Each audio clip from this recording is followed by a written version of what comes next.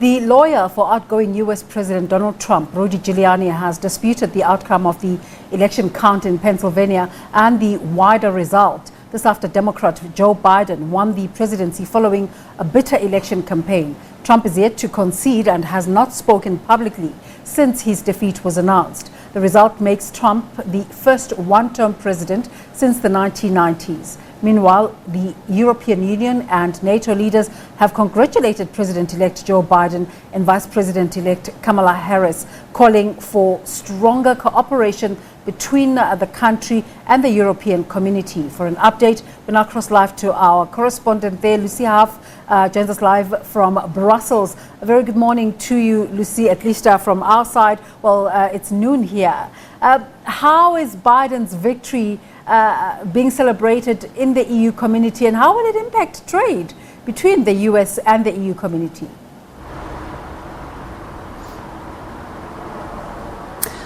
Well, certainly there's been a huge sigh of relief from European Union leaders. We've had public statements from almost everyone. We've heard from French President Emmanuel Macron, who said that he is looking forward to working with America to overcome today's challenges. German Chancellor Angela Merkel said the transatlantic friendship is irreplaceable if we want to overcome the great challenges of our time. There is a sense that once again there will be a return to something like the status quo, a transatlantic partnership and an ally that can be relied upon when it comes to things like climate change, defence, foreign policy, particularly climate change. This is something that, of course, we know that last week the US withdrew formally from the Paris Climate Accord, which was one of the flagship bits of policy from the European Union. We know that Joe Biden, one of his central campaign promises, that he would rejoin that accord on day one of his administration. We also know that NATO, we've also had celebration from the NATO alliance because we know that Joe Biden believes in NATO as well as other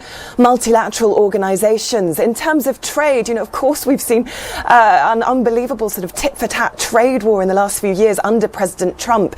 Billions of dollars of tariffs imposed on European exports and a mounting crisis on that. We will see a return to stability there, and there is even the possibility of an EU-US trade deal. That might be a priority for Joe Biden, although we know that he's looking more to a trade deal with Asia as a priority of his administration. But certainly there has been a sigh of relief from European nations about the election of Joe Biden and his Vice President Kamala Harris, and a sense that perhaps America will be a trusted partner once again.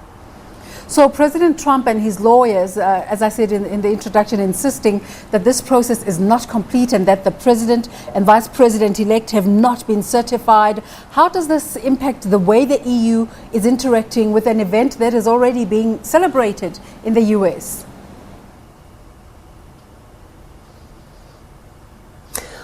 Well, we haven't heard much about the outgoing President Trump's claims about election fraud. European leaders were quiet on this point. Since the election on Tuesday, there has been really they've been sitting on their hands waiting for the formal result to be announced. But no, I mean, these are claims that are not going to be taken seriously here in Europe.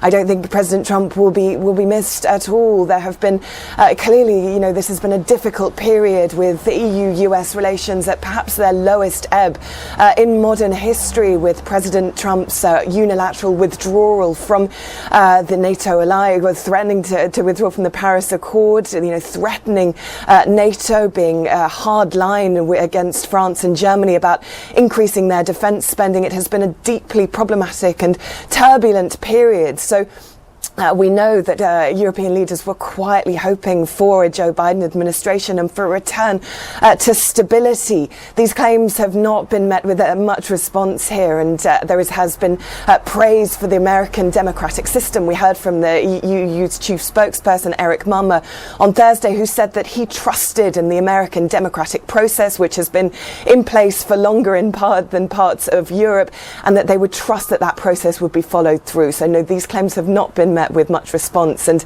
certainly there has been celebration here about the election of Joe Biden. Of course, this is the first time that an EU response to American elections is without the UK. Has that made any difference?